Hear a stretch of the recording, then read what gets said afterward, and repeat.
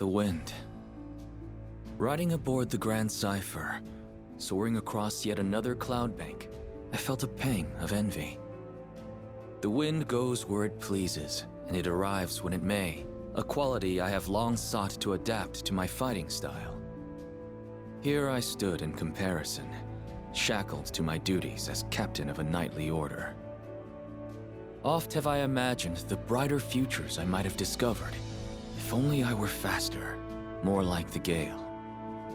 Had I risen like a storm front, I could have prevented wars.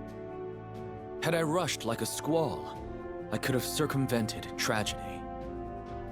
But as the wind continues flowing forward, so too does the passage of time. Idle ponderings would change nothing. I had exchanged my freedom for the greater good. Quietly, I repeated a promise I made long ago. Henceforth, I shall endeavor to combat adversity, so much as I can, for as long as I live. Happily, this hasn't been a hard course to follow, for it runs parallel to the path of the crew, gracious hosts and, on occasion, lively companions. I want you to broaden your horizons for the betterment of our kingdom. I now see the wisdom and kindness behind King Carl's decree. For it was my journey aboard the Grand Cipher that taught me how to cast control to the winds, to ride unbound and at the mercy of the gales.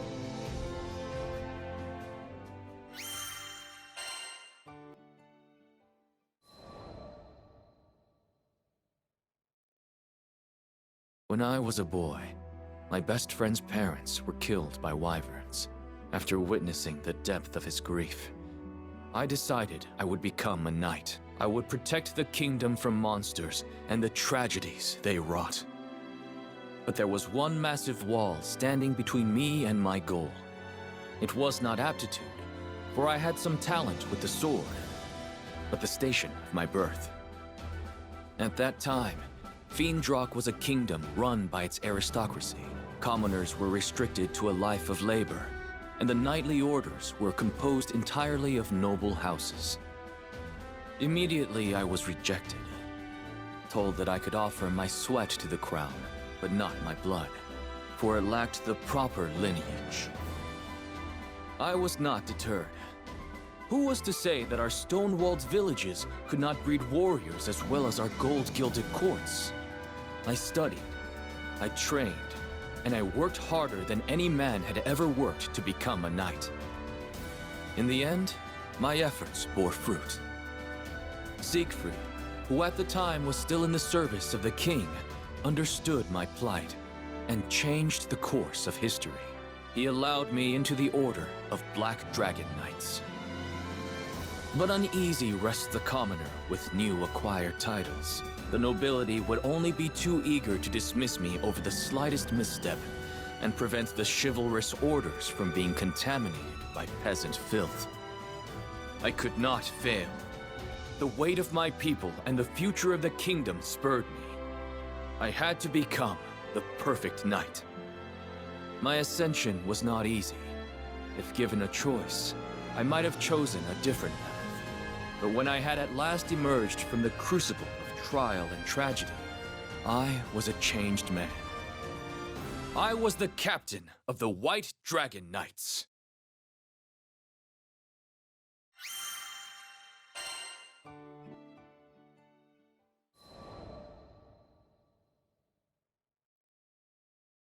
My mentor, Siegfried, was captain of the Black Dragon Knights. He once saved the kingdom by killing the dreaded dragon, Fafnir, and vouched for me when no other would. So when my friend and counselor was convicted of regicide, I felt betrayed. Siegfried's downfall thrust upon me the leadership of the newly dubbed White Dragon Knights, and I swore to bend all my power toward bringing him to justice. In hindsight, this anger was misplaced, foolish. There was no reason for Siegfried to assassinate the king. I should have deduced Royal Consul Isabella's hidden coup, long before turning on a man whom I knew to be steadfast and honorable. My mind trembled under the pressure of newfound responsibility, It howled and grieved for the loss of a beloved king. I know that this amounts to no more than an excuse. It was my flash judgment that drove me away from Siegfried when he needed me most. Had I been left to my own devices, the conspiracy may have never been brought to light.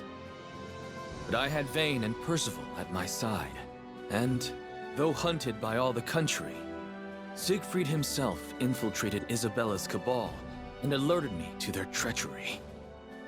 I may owe the biggest debt, however, to the sky-faring captain, whose aid was instrumental in restoring peace to Fiendrock.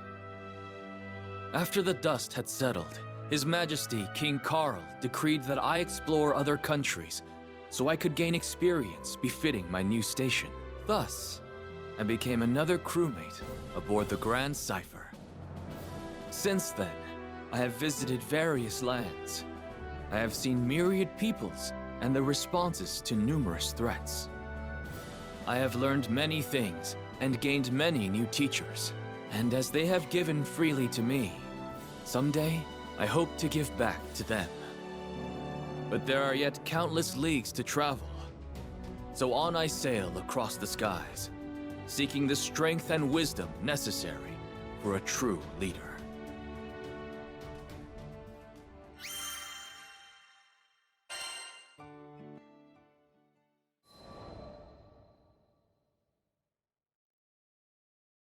Zega Grande Skydom. How much time had passed since our arrival here? With our battles against the Church of Avia and the pacification of many primals, it certainly felt like a lifetime. But now that things were a little quieter, we were content to return to our usual bread and butter, satisfying requests from locals. Though the crew was accustomed to quests of all sorts, one day, there came a demand that left us puzzled. Sorry for the confusion, folks. This request isn't for the whole crew. It's an escort mission for Lancelot, specifically. Me? But why? There were few in the Skydom who had even heard of my name. Curious, I asked about Hans, the man who had posted the quest. Oh, you don't know him? Seems like he was real familiar with you. Anyways, he's a butler for the Lord of Grassgard. I hesitated.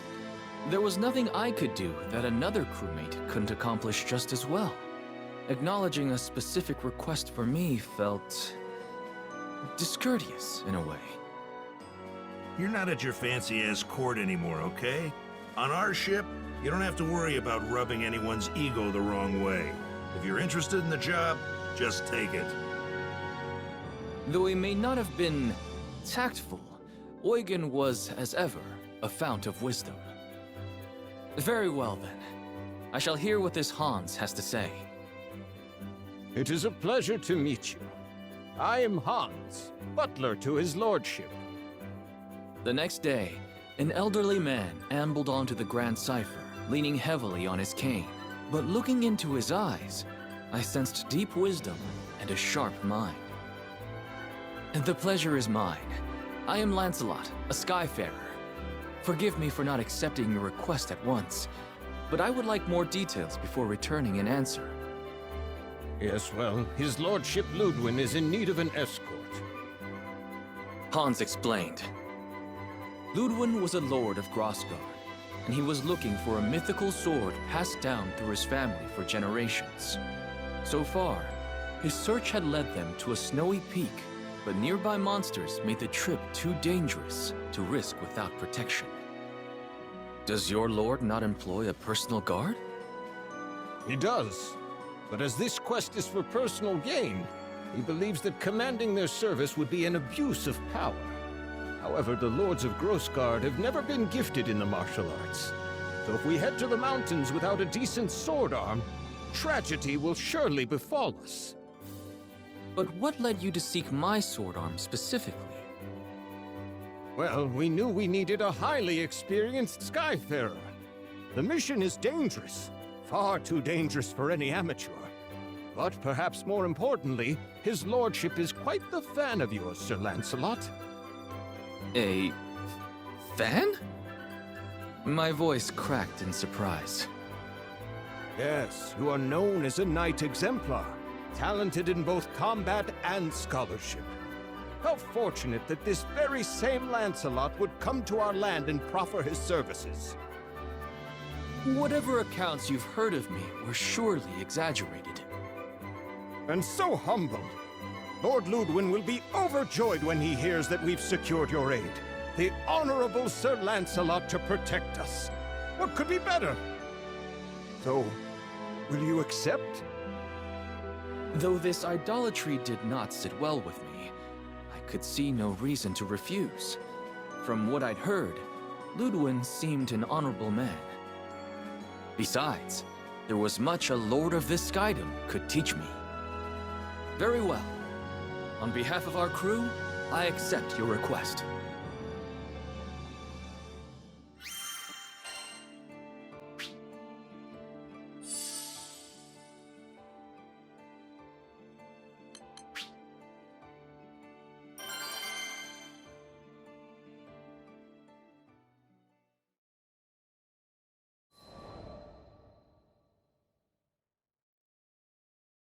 Hans and Ludwin were waiting for me at the foot of Mount Nagelith. It is an honor and a privilege to meet you, Sir Lancelot of Fiendrock. Hans has probably already told you who I am, but allow me to formally introduce myself. I am Ludwin, Lord Protector of Grossgard. Though his aura was imposing and befitting of a lord, he also felt courteous and down to earth. The honor is mine. Though I am now no more than a Skyfarer, I swear to protect you and yours with my life, should it come to it. Well, whatever your title, I am glad to have your aid. Ludwin was beaming. Hans had told me of his excessive devotion, but it was another thing seeing it in person. I suddenly felt I wasn't quite sure how to conduct myself. Right. So you believe a family heirloom is hidden among these peaks? Not the sword itself, but the first of a series of trials that shall reveal the blade in due time. I see. And what is the first trial? There's a record somewhere around here which should detail the whereabouts of the sword. A little game of my family's, if you will. But on second thought, perhaps a great knight such as yourself has nobler things to do than this frivolous treasure hunt in the snow. Yes, perhaps we had better call it... My lord. Hans was stern, more mentor than butler. The ancestral trials are not frivolous. Each one holds an important meaning. Those same challenges taught your father how to reign. Skies rest his soul. Yes, you're quite right. Forgive me, Hans. So, with that settled, I shall count on you, Sir Lancelot, to provide the muscle. For as you may know, I am sadly little more than a statesman. I am yours to command. With that, I unsheathed my twin blades and started our quest.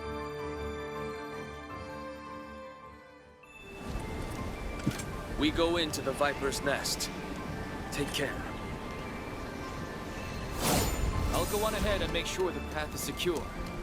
For your own safety, try not to stray. Oh, do let me know if I can be of assistance. My lord, let's leave the fighting to the professionals, shall we? Oh, yes, of course.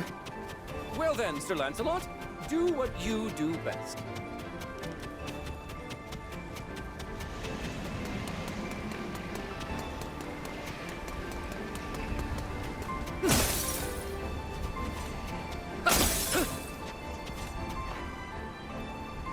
The bridge is down! Now what will we do? Let's search for another path. This mountain is vast. I doubt this is the only trail. That looks like a way forward. The footing seems a bit treacherous. Please watch your step.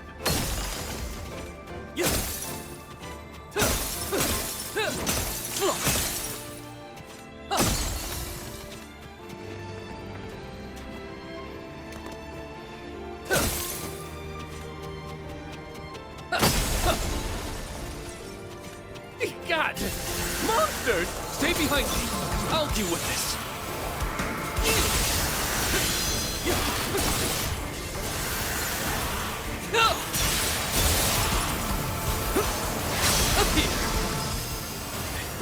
the last of the monsters. What glorious ford, Sir Lancelot! It is a pleasure to watch you work. If you're unhurt, my lord, we had better proceed.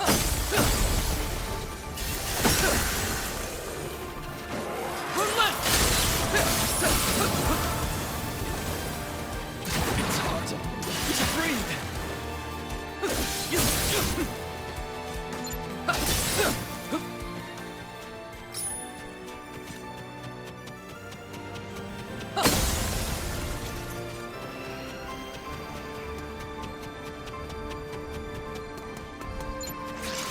At these ranged top doodles. Do be careful, Sir Lancelot. Don't worry. I'll close that distance in a heartbeat. Is this a dead end? No. Look! A chest! Wait, this monster. Get behind me! A giant eyeball! I think I've read about this monster! Nazir Bonju! Correct. Our crew has faced it once before. Ah, such daring do, brave Lancelot! Southern Cross! Right. Safeguard your position. Terrifying beast!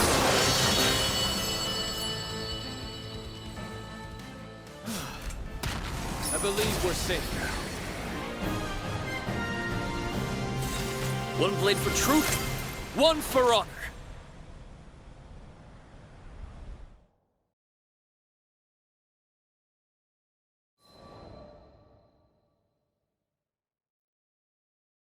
Impressive! The Twin Fang prodigy does not disappoint. Thank you, my lord. I hadn't done much during our climb, so the praise caught me unawares. Shall we check this chest? It could contain the record you seek.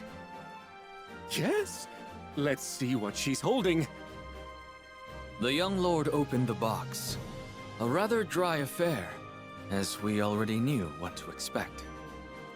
And here it is! In his hands, he held a flaking tome, its pages warped and yellowed by age. This takes me back. Once upon a winter, I sought out that very book with Ludwin's father. And now it's been passed to me. But this...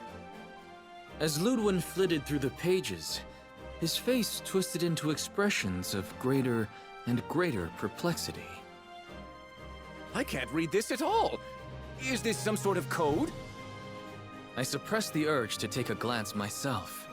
My duty was to protect, not translate. In the end, it was Hans who broke the silence. If it pleases his lordship, shall I offer a hint? Ludwin shook his head. No, this is a trial that I must conquer myself. And on that note, I believe you are dismissed, Sir Lancelot. I thank you for your services today, and payment will be made forthwith. Understood. If ever you need my help again, do not hesitate to call. Thus, my private escort mission ended without much fanfare. And yet, I had a feeling that our paths would cross once again. At least, I hoped that they would. There was something about Ludwin. His earnestness, perhaps, and his love for his comrades that resonated with me.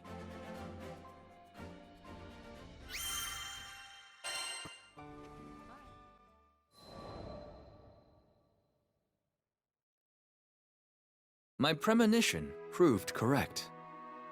His lordship finds himself in need of your assistance once more. Hans's voice was almost apologetic. What troubles him? You remember the record we found on our previous trek, don't you? I nodded. The Lord of Grossgard was searching for a family heirloom, and this record detailed its whereabouts. However, the directions were written in code, which Ludwin had yet to decipher. He told me, and I quote, "Hans, don't you dare bother the charming and brave Lancelot over a mere trifle." But he hasn't made any headway on his own, and I've no doubt he's secretly yearning for your aid. I looked at the butler with some confusion. Hans, I recall you saying you'd already completed the trial with Ludwin's father. Indeed. Then your assistance would be far more valuable than mine. Come now, it is a butler's duty to serve his liege's best interests, and Lord Ludwin's shall be best served with my silence. I suppose Ludwin would never grow if Hans simply led him to the answers. Better that we pieced out the puzzle together. Very well. I accept your request. I thank you on behalf of his lordship. Now I was beginning to grasp at the deeper meaning behind these tests.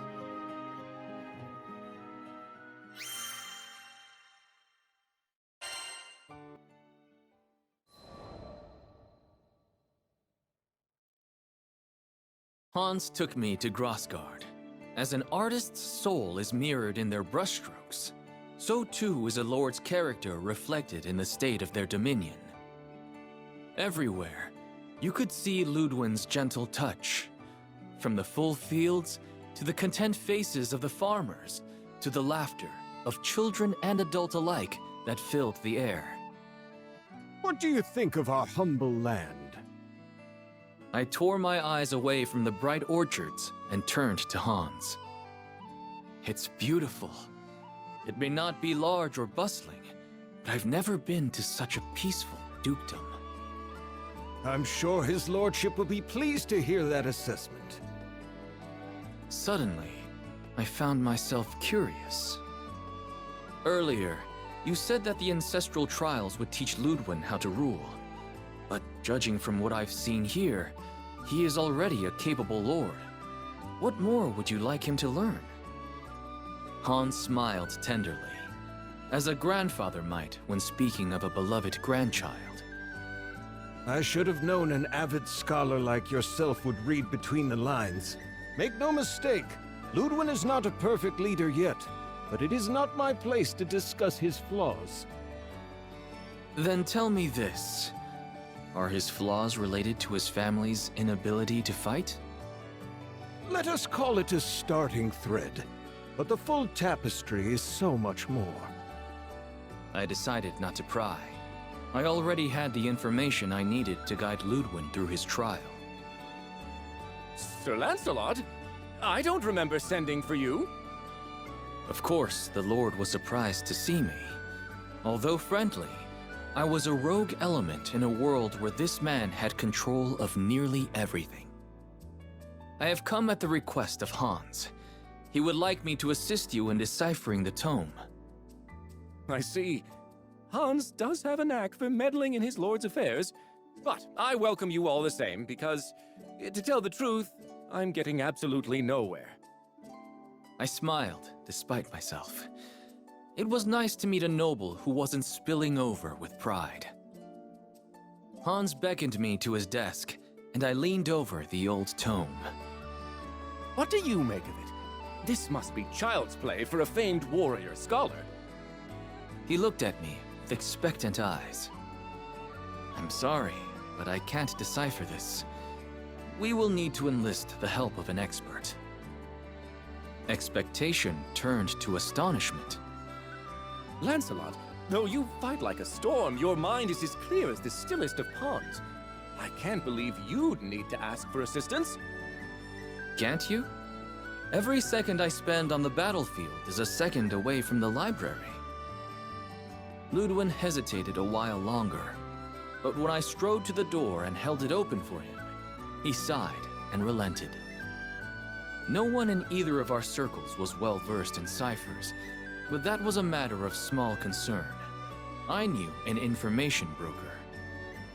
Zothba put me in touch with a language scholar who delivered a key to us within a fortnight.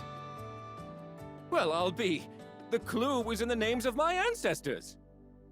Ludwin stood up behind his desk and stretched, and the lines of care and worry melted from his face. He must have had many sleepless nights poring over the withered pages of the tome alone. Thank you, Sir Lancelot. I can finally read the damn thing. It's only a matter of time now until I find the sword. It was my pleasure. I look forward to news of your success. But I already knew. Before the unearthing of the blade, Hans would come to visit me one last time.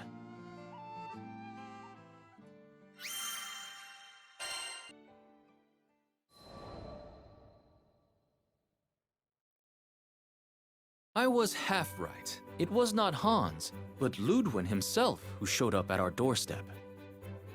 I deciphered the record, and I know where the sword is buried. He was so excited, he completely forwent pleasantries. I know I should go alone, with Hans, of course, but the tome says we must fly to Skyworm Valley, which is riddled with monsters. It's a terrible place for a lord to be made into dragon kibble. I knew what he wanted me to say. Very well. Please, allow me to accompany you. Really? Wonderful! I mean, only if you wish. This must have been the flaw Hans was alluding to. Ludwin was afraid of his own power. He dreaded the responsibilities that came with leadership. The Lords of Grossgard were not warriors and hadn't been for generations. They depended on their subjects for protection. But as I'd learned, Ludwin was loath to do so. Up until now, this has not posed a problem. Small skirmishes were all that troubled the peace of his dukedom. But what would happen should a great war march on his borders? Would his honor eventually spur him to the front lines? To death? The place of a lord and general is with the rear guard. There, they must order the battle and conduct diplomatic affairs. But it is hard, sitting and conversing in safety while your soldiers are risking their lives. As captain of the White Dragons, I knew this better than anyone. You feel as if every death is on your head. At last, I had come to fully understand Ludwin. If these trials, as Hans said, could help him come into his own, then I would do everything in my power to guide him to victory.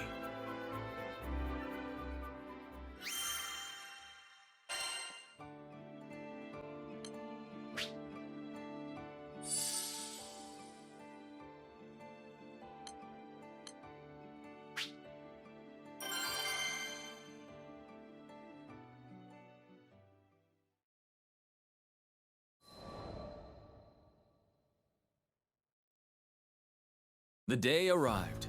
Ludwin, Hans, myself, and a few more compatriots met outside of Skyworm Valley. Lancelot, thank you for coming, but I wasn't aware there would be others with you. Who are these people? He looked with wide eyes at the rest of the crew, whom he had never met before. I have heard terrible monsters lurk in these parts. Alone, I would not have been able to guarantee your safety. These are my crewmates, each one a warrior of great strength and honor. Not that I don't appreciate their presence, but Sir Lancelot, surely a knight of your caliber could cut through these beasts with both hands tied behind your back.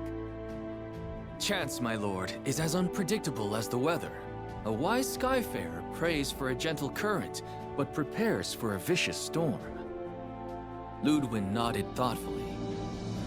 Very well. Best I leave the knighting to the knights.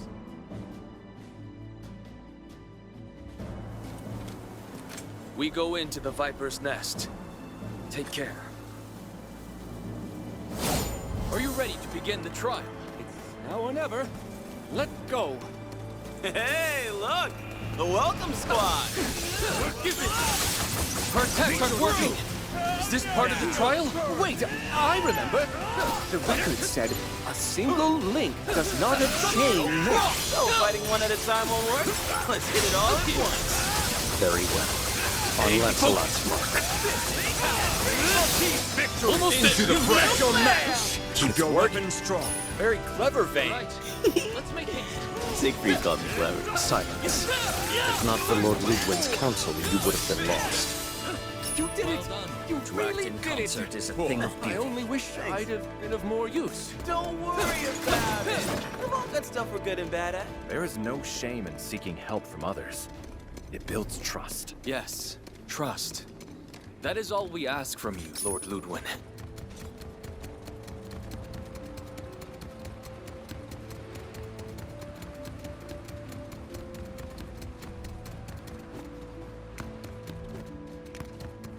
Looks like we've reached the second trial.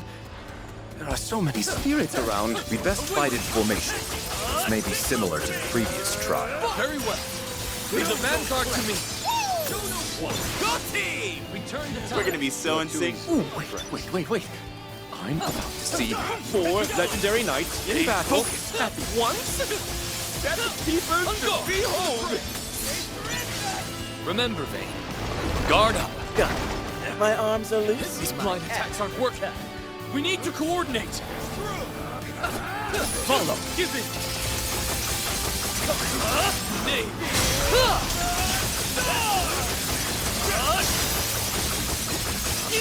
Now!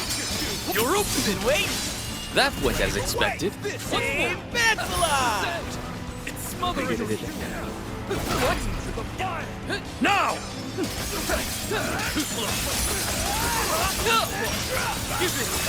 Stay focused. They're wide open. Let me at it! We must remain vigilant. Roger that! Ashes to ashes. Wide open. After me!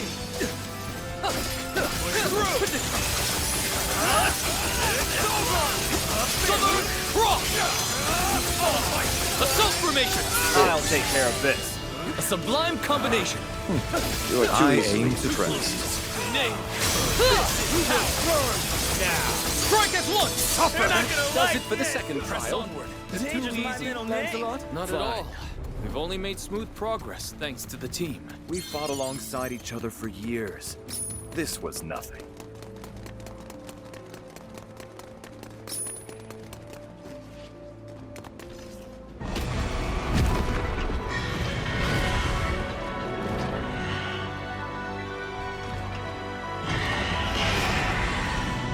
What is that thing? It's huge!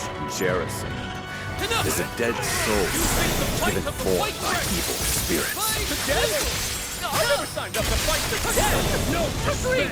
Everyone! Go! Remain calm. We can handle this. Just can't know that for sure! Stars above, if anything were to happen to you because of my weakness!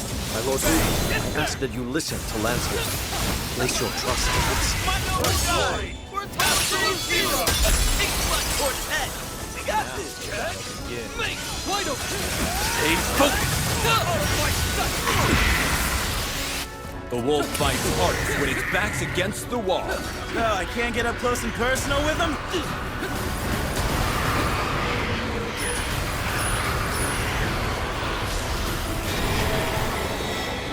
I have you!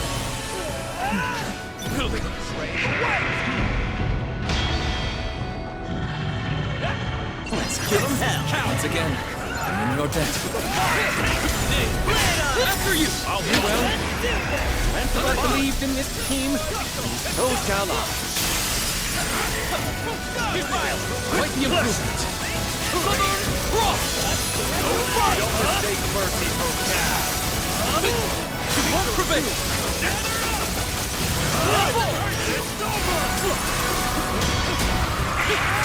Away with it!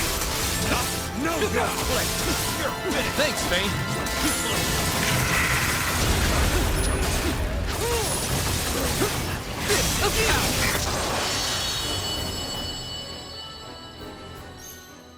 You took down all those monsters.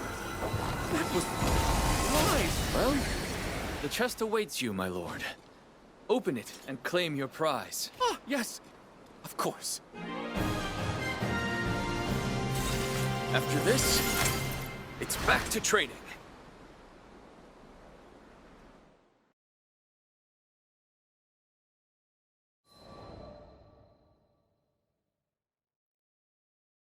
After numerous trials, we arrived at last in front of a lone treasure chest. If it hadn't been for your help, Sir Lancelot, I wouldn't have made it this far. I fear I won't ever be able to repay this debt. There is no debt between us. But do not trouble yourself about me. Look now to your prize. With trembling hands, Ludwin undid the clasps of the chest and lifted from it a sheathed sword. The blade of my forebears. It's, lighter than I thought it would be. Carefully, he drew forth the weapon. What What's the meaning of this? It's just a hilt! Ludwin was the very picture of distress. But I saw through the riddle at once. A sword with no blade. A weapon that could neither defend nor slay. It was a message, left by the first lords of Grossgard for their scions. Gently, I cleared my throat. Perhaps, my lord, it was meant to be a hilt, and a hilt alone. What? Why would my ancestors bequeath unto me a hunk of metal? You will find the answer to this puzzle, as you have to all the others.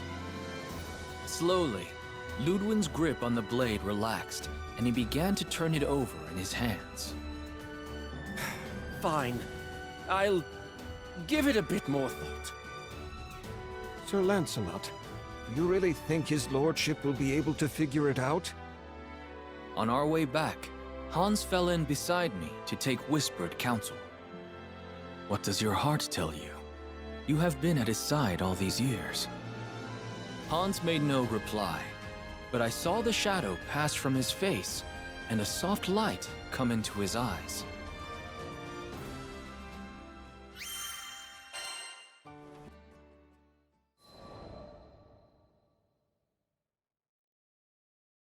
The third day after we had returned, Ludwin came calling. I've got it! The meaning behind our family heirloom! With great reverence, he laid his hand on the hilt, which was sheathed at his hip. At last, the pieces of the puzzle are gathered and the picture is whole. The tome in the mountains, the message in code, the chest guarded by monsters, and the sword without a blade. Ludwin laughed dryly. Sir Lancelot, I love this land, passed down to me by my forebears. I love its gentle rills, its rolling hills, its honest laborers, and its noble warriors. I would do anything to keep them from harm. But he could not fight his own battles. He spoke of one such conflict that occurred within his dukedom. He was forced to flee to safer grounds, while the blood of his people mingled with the dirt. The guilt ever gnawed at him, robbing him of his happiness and repose. In the midst of his troubles, Hans told him of a legendary blade. The young lord grew convinced that this sword would bestow upon him the strength he needed to protect his own. I wanted to be everything for my people. A great warrior like you, and also a wise general, and a benevolent lord. But now I see that one person does not make a country. I am the hilt which guides the sword. And the people are the blade, which are its strength, leader and follower. One is lost without the other. Emotion stirred within me, and I drew a trembling breath. My lord, we are more alike than you think. There was a time when I blamed myself every time I lost a knight. I tried to shoulder the burdens of my kingdom alone, thinking I was protecting everyone. But I was wrong, for my fall would have meant the ruin of all. Ludwin nodded. You're right. I'm done tearing myself into pieces, trying to play 100 roles at once. My people are counting on me to guide them, and so I shall, with this sword. He drew the hilt from its sheath. Look to your own duties, and trust your comrades to fulfill theirs. That is all we can do. I won't ever forget this lesson, Sir Lancelot. I swear upon my ancestors that from this hour henceforth I shall dedicate myself to becoming the fair and wise lord that Grossgard deserves. The clouds of doubt were gone from Ludwin's eyes. He had found his path at last. And I had been reminded of something important. It was true that leadership and responsibility acted as shackles, but they were also anchors, providing safety and stability on a sea of uncertainty.